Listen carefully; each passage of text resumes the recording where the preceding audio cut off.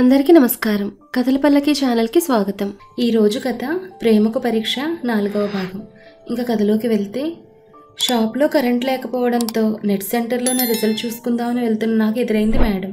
ఆవిడకి విషయం చెప్తే నా మాట విని ఏం మాట్లాడకుండా లోపలికి వెళ్ళి సిస్టమ్ ముందు కూర్చుంది. కరెంట్ లేకపోయినా అవసరం లేదు, నేను చూశాను అంది నన్ను కనీసం చూడకుండానే. ఏమైంది మేడం అడిగాను ఆతృతగా.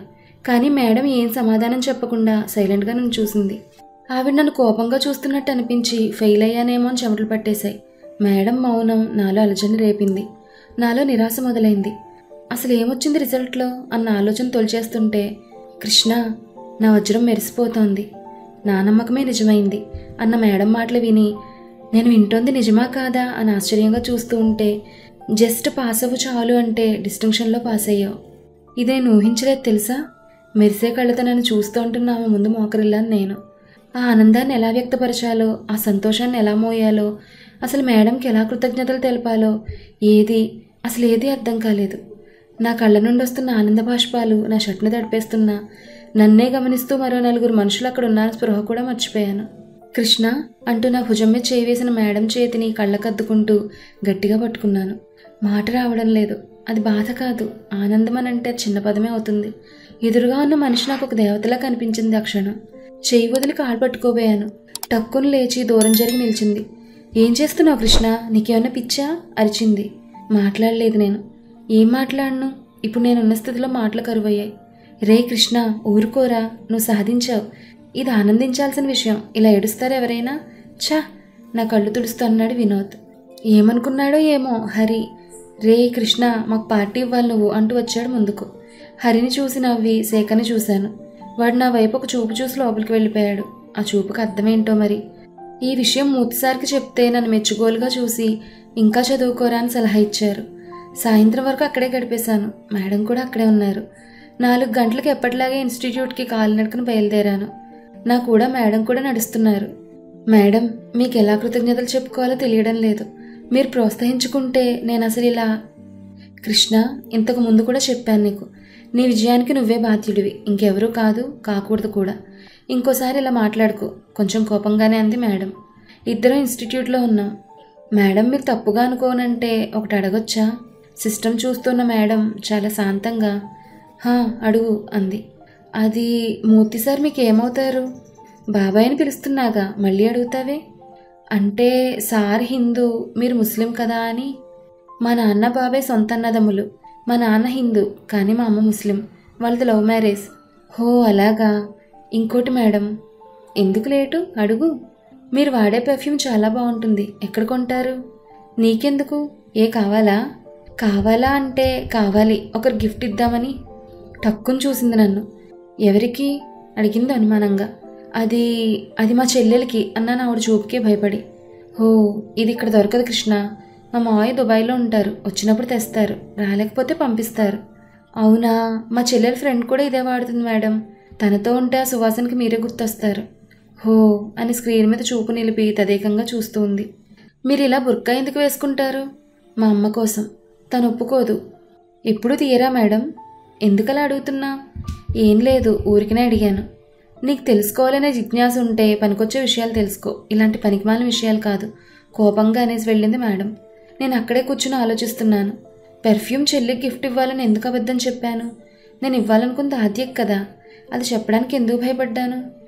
ఏంటో నేను ఈరోజు మేడం కొంచెం సాఫ్ట్గా మాట్లాడారు నాతో. నేనే అనవసరంగా ఏదేదో అడిగి చిరాకు తెప్పించాను అని నన్ను నేను తిట్టుకున్నాను. శ్వేత కాల్ చేయడంతో బయటకు వచ్చి కొన్ని డైరీ మిల్క్ చాక్లెట్స్ కొనుక్కొని షాప్కి వెళ్ళి వినోద్కి ఇచ్చాను పిల్లలకి ఇవ్వమని. బైక్లో కేఫ్కి వెళ్ళాను.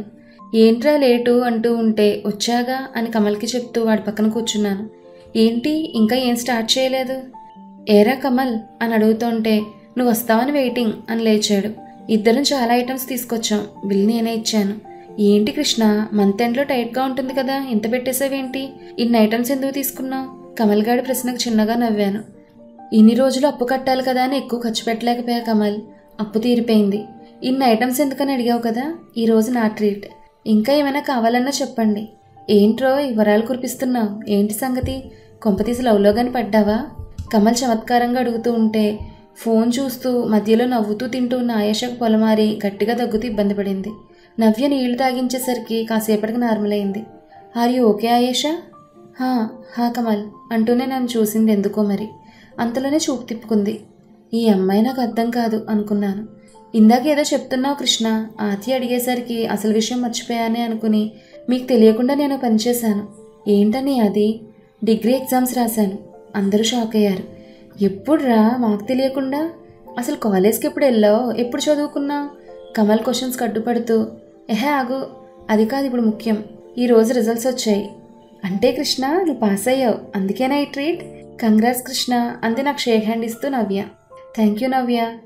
అందరూ కంగ్రాట్స్ చెప్పారు.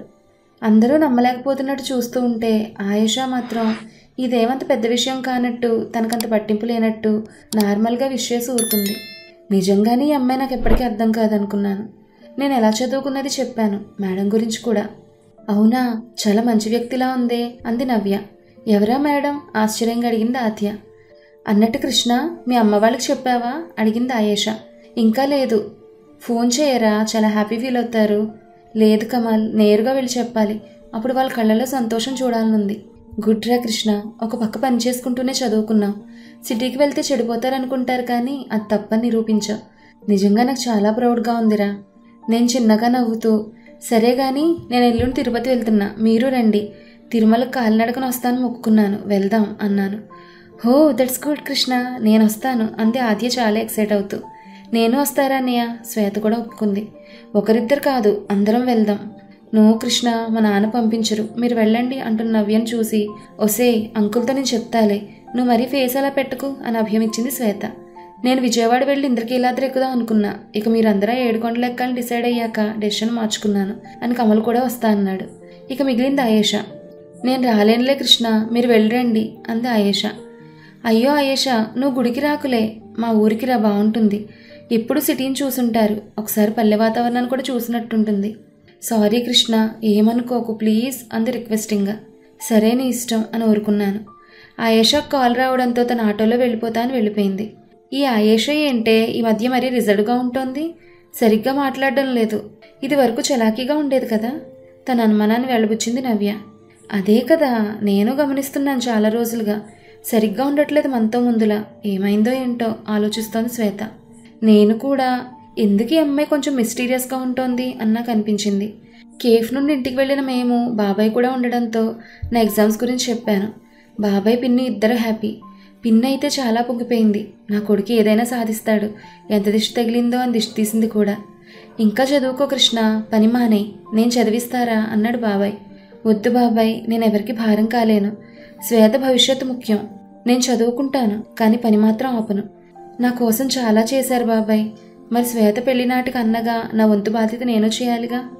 కొడుకులేని లోటు తీరుస్తున్నావురా. ముందే ఇక్కడికి వచ్చుంటే ఈ పాటికి మంచి పొజిషన్లో ఉండుంటావు.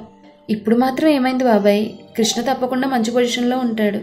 ఇంకో 5 ఏళ్ళు చూస్తూ ఉండండి, మన కృష్ణగాడైనా అని ఆశ్చర్యపోయేలా ఉంటాడు అన్నాడు కమల్ నన్ను హత్తుకుంటూ. 2 రోజుల తర్వాత అందరం తిరుపతికి బయలుదేరాం. మా ప్రయాణం చాలా సరదాగా సాగుతోంది. పాటలు పాడుకుంటూ చిరుతిళ్ళు తింటూ హైదరాబాద్ నుండి గుంతకల్ చేరుకోగానే హోరున వర్షం. తుఫాన్ హెచ్చరికలు జారీ చేసినట్టు సమాచారం. జంక్షన్లో చాలాసేపు ట్రైన్ ఆపేశారు. దాదాపు గంట గడిచింది. స్టేషన్ రద్దీగా ఉంది వర్షం వల్ల. కొన్ని ట్రైన్లు రద్దు చేసినట్టు తెలిసింది. అయ్యో వెంకటేశ్వర, నీ సన్నిధికి వస్తూ ఉంటే ఏంటయ్యా మాకు ఈ పరీక్ష. ట్రైన్లో కొంతమంది భక్తులు శ్రీవారికి మొరపెట్టుకుంటున్నారు. మా గోల్లో మేమున్నాం, అవేం పట్టించుకోకుండా రే కమల్ చిప్స్ తిండరా అంది శ్వేత. ట్రైన్ ఎక్కినప్పటి నుంచి 10 ప్యాకెట్లు ఖాళీ చేశారు, ఇంకా కావాలా? రే ఊరికి దిష్టి పెట్టకు, పోయి తండి బెదిరింపులోకి దిగింది నవ్య. వీళ్ళు అడిగింది తేకపోతే కొట్టేలా ఉన్నారని ఇద్దరం దిగాం. చిప్స్ తీసుకుని పక్కన సమోసా అమ్ముతుంటే అటు వెళ్ళాను నేను. కమల్ ట్రైన్ ఎక్కేశాడు. సమోసాలు అమ్మే అవ్వ కళ్ళు సరిగ్గా కనిపించక చిల్లర ఏరుతూనే ఉంది. సరేలా అవ్వ, పర్లేదు ఉంచుకో అని వచ్చేస్తుంటే, ఏయ్ ఏంటి నాకేమైనా ముష్టేస్తున్నావా? ఇచ్చిన సమోసాలకు మాత్రమే డబ్బు తీసుకుంటాను, ఆగు మిగిలిన చిల్లర ఇస్తాను అని ఏరుతుంటే ఆమెను చూస్తూ నిల్చున్నాను. కళ్ళు సరిగ్గా కనిపించకపోయినా వయసు మీద పడి ఇక పనిచేయలేని శరీరం మొరాయిస్తున్నా కూడా ఒకరి మీద ఆధారపడడం ఇష్టం లేక కష్టించి సంపాదించాలని 1 రూపాయి ఎక్కువ తీసుకున్నా అది అడుక్కోవడంతో సమానంగా భావించిన పెద్దావిడ ఆత్మాభిమానానికి, కష్టించే గుణానికి మనసులోనే జోహార్లు తెలుపుకుంటూ ఉంటే ఆవిడ నా చేతిలో డబ్బు పెట్టడం, ఈ ట్రైన్ కదలడం 2 ఒకేసారి జరిగాయి. కంగారుగా ట్రైన్ వైపు పరిగెట్టాను. ఒక చేత్తో సమోసాల కవర్ గట్టిగా పట్టుకుని ట్రైన్ ఎంట్రన్స్ దగ్గర హ్యాండిల్ పట్టుకోబోయేలోగా ఒక చెయ్యి నన్ను పట్టుకుని బలంగా లోపలికి లాగింది. ఆ ఫోర్స్కి నేను తను పట్టుకుని సరిగ్గా నిల్చుని చూస్తే నవ్య. ట్రైన్ కదిలే వరకు ఏం చేస్తున్నావు బయట? చూసుకోవాలిగా కృష్ణ అని కంగారుగా భయంగా అరిచి అంతలోనే సర్దుకుని సరే పద అని ముందుకు నడిచింది. ఒక్క క్షణం నవ్య ఎందుకో కొత్తగా అనిపించింది నాకు. కవర్ శ్వేతకిచ్చి నా ఎదురుగా ఉన్న నవ్యను చూస్తూ కామ్గా కూర్చున్నాను. కాసేపటికి కమల్ని చూస్తూ ఏరా నేను బయటే ఉన్నా కదా, నేను రాలేదని గమనించలేదా కమల్ అడిగేవాడిని. సారీరా, అమ్మ ఫోన్ చేస్తేను మాట్లాడుతూ నేను గమనించలేదు. మరి నువ్వు శ్వేత అని తను చూశాను. నేను జబర్దస్త్ చూస్తున్నాను అన్నయ్య, నేను చూడలేదు. ఆద్యను చూస్తే ఇద్దరం కలిసే జబర్దస్త్ చూస్తున్నాం అని శ్వేత ఫోన్ చూపించింది. నవ్యను చూశాను. తనేం పట్టనట్టు బయటకు చూస్తూ కిటికీ ఊచలపై పడిన వాడి నీటి బిందువులను ఒక్కొక్కటిగా తన మునివేళ్లతో తడుముతూ అదో ఆటలా ఆడుకుంటోంది. చేరవలసిన సమయానికన్నా ఆలస్యంగా తిరుపతి చేరుకున్నాం. 2 ఆటోలు మాట్లాడుకుని మా ఊరు బయలుదేరాం. మమ్మల్ని చూడగానే ఎదురొచ్చి మా బ్యాగులు తీసుకుని అందరినీ పలకరించారు అమ్మ వాళ్ళు. స్నానాలు అవి చేసి ముగించుకుని అమ్మ చేసిన ఇడ్లీలు తిని బయటకు వచ్చి కబుర్లు చెప్పుకుంటూ ఉన్నాం. కృష్ణ, నువ్వు ఎగ్జామ్స్ పాస్ అయింది చెప్పు మీ అమ్మ వాళ్ళకి అని నవ్య అనేసరికి లోపలికి వెళ్ళాను. నాన్న బాగానే కోలుకున్నాడు. చేత్తో చిన్న చిన్న పనులు చేయగలుగుతున్నాడు. నాన్న మా కోసం తెచ్చిన మటన్ని చిన్న ముక్కలుగా కత్తితో కొడుతూ ఉన్నాడు. అమ్మ మసాలా రుబ్బుతోంది రోట్లో. వెళ్ళి అమ్మ పక్కన కూర్చొని తన జరగమని నేను రుబ్బడం మొదలుపెట్టాను. నీకెందుకురా అయ్యా, అందరినీ మన చేల్లోకి తీసుకుపో. ఆడ ఎంకయ్య మామిడి తోపులోకి పండయ్యా, బాగుంటుంది అంటున్న నాన్నని నవ్వుతూ చూసి అమ్మా మిక్సీ కొంటానే ఇలా రుబ్బే పని తప్పుతుంది. ఎందుకురా అయ్యా డబ్బు దండగా. ఏంటమ్మా ఎప్పటికీ ఇలానే ఉండిపోతామా? మనము బాగా బ్రతకొద్దా? అవి రేపు నీకు పెండ్లయ్యాక మీరు కొనుక్కోండి అయ్యా, మాకెందుకు? అదేంటమ్మా మీరు మేమని వేరు చేసి మాట్లాడుతున్నావు? నేను ఎప్పటికీ మీతోనే ఉంటాను. ఈ పల్లెటూరులో ఏడుంటావయ్యా? పట్నంలోనే ఉండు, మంచిగా సంపాదించు, మంచి అమ్మాయిని చూసి పెళ్లి చేసుకో, సుఖంగా ఉండయ్యా. ఉంటా కానీ మీతో ఉంటేనే నాకు సుఖం. మీతో ఒక విషయం చెప్పాలి. నేను మధ్యలో ఆపేసిన చదువు మళ్ళీ మొదలుపెట్టాను. మొన్నే ఫలితాలు వచ్చాయి, పాస్ అయ్యాను. ఇంకా చదువుకుంటాను లేదా జాబ్ చూసుకుంటాను అన్న ఫ్లోలో నేను చెప్పుకుపోతున్నా రుబ్బుతూనే. ఇద్దరూ ఏం మాట్లాడకపోయేసరికి తలెత్తి చూశాను. వారి కళ్ళలో అంతులేని ఆనందం, పట్టరాని సంతోషం. అమ్మ గబగబా చేయి కడుక్కుని నా నోట్లో చక్కెర పోసి 100 ఏళ్ళు చల్లగుండయ్యా, తన వల్లే నీ చదువు మధ్యలో ఆగిపోనాదని మీ అయ్య బాధపడిన దినం లేదయ్యా. ఓ పక్క కట్టబడుతూనే చదువుకున్నావంటే మొదలు ఆనందించేది మీ అయ్యే అంది అమ్మ నాన్నని చూస్తూ. నాన్న నన్నే చూస్తున్నాడు. ఆయన కళ్ళు నా కొడుకు అన్న గర్వంతో వర్షించడానికి సిద్ధంగా ఉన్నాయి. నాన్న మెల్లగా లేచి నాన్నని హత్తుకున్నాను. ఆ ఆలింగనం నాలో కొత్త ఆశల్ని, కొత్త ఉత్సాహాన్ని కలిగించాయి. ఇంకా సాధించాలనే ఆలోచన రేకెత్తించాయి. గట్టిగా కళ్ళు మూసుకున్నాను. నీళ్లు నిండిన కళ్ళను తెరిచేసరికి తలుపు దగ్గర నిల్చునుంది నవ్య. నన్ను నవ్వుతూ చూసి వెళ్ళింది. మరుసటి రోజు తెల్లవారుజామునే లేచిన మేము తలారా స్నానం చేసి తిరుపతికి వెళ్ళి శ్రీవారి మెట్టి నుండి మా నడక ప్రారంభించాం. కమల్, శ్వేత, ఆద్య, నేను అలవొగ్గా ఎక్కేస్తుంటే నవ్య మాత్రం ఆపసోపాలు పడుతూ నెమ్మదిగా వస్తోంది. తన కోసం నేను ఆగి తనతో మాట్లాడుతూ తన కలసర తెలియకుండా గోవిందనామస్మరణ చేస్తూ ఎక్కుతున్నా ఇద్దరం. మిగిలిన వాళ్ళు చాలా దూరం వెళ్ళిపోయినట్టున్నారు, కానీ చూపు మేరలో కనిపించలేదు వాళ్ళు. అమ్మో నా వల్ల కావడం లేదు కృష్ణ, ఎలా ఎక్కుతున్నారు వీళ్ళంతా అంటూ పక్కన కూర్చుండిపోయింది నవ్య ఆయాసపడుతూ. జ్యూస్ తీసుకొచ్చి ఇచ్చి తన పక్కన కూర్చున్నాను నేను. కృష్ణ నా వల్ల అయ్యేలా లేదు, నేను వెనక్కి వెళ్ళిపోతాను, నువ్వు వెళ్ళు. ఓయ్ అలా అనకూడదు, ఒకసారి మొదలుపెట్టాక ఆపకూడదు, మెల్లగా వెళ్దాంలే, మన దర్శనం సాయంత్రం కదా. రాలేననిపిస్తోంది.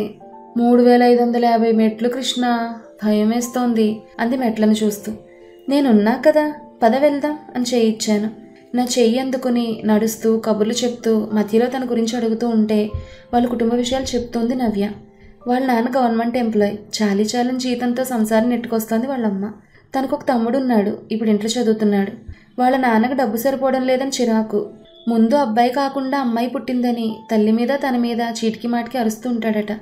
కొడుకు కన్నా తను ఇందులోనూ తీసిపోనని వాళ్ళ నాన్నకు తెలిసేలా చేసి మంచి జాబ్ తెచ్చుకొని తమ్ముడు బాధ్యత తనే తీసుకోవాలని, తల్లిని ఎక్కడైనా సుఖపెట్టాలని తన కోరికను చెప్పింది. ఇన్నాళ్ళు తను చదువుకు కావాల్సిన డబ్బు కూడా వాళ్ళ నాన్న విసుక్కుంటూనే ఇచ్చాడట. అలా మాట్లాడుకుంటూ మా దర్శన సమయానికి కొంచెం ముందుగా చేరుకున్నాం. ముందుగా కళ్యాణ కట్టకు వెళ్ళి నేను తలనీలాలు సమర్పించి మొక్కు తీర్చుకున్నాను. మిగిలిన వాళ్ళు 3 కత్తెళ్ళు ఇచ్చారు. వారాంతం కావడంతో తిరుమల రద్దీగా ఉంది. దర్శనానికి చాలా సమయం పట్టింది. క్యూ లైన్లో గంటలు గంటలు నిల్చున్న చిరాకు, విసుగు, దానివల్ల కలిగే నిస్సత్తువ అన్నీ కూడా గర్భగుడైన ఆనంద నిలయంలోని స్వామివారి దివ్యమంగళ రూపం కాంచగానే తన్మయత్వంతో కూడిన ఆధ్యాత్మిక భావన శరీరానికి నూతన ఉత్తేజం కలిగించింది. ఉదయం నుంచి ఏమీ తినకపోయినా స్వామివారి దర్శన భాగ్యం లభించడంతో భక్తులందరితో పాటు మేము ఎలుగెత్తి గోవిందనామస్మరణ చేస్తూ స్వామివారి రూపాన్ని మా మదిలో పదిలపరుచుకునే ప్రయత్నం చేశాం. కానీ అది అసాధ్యం.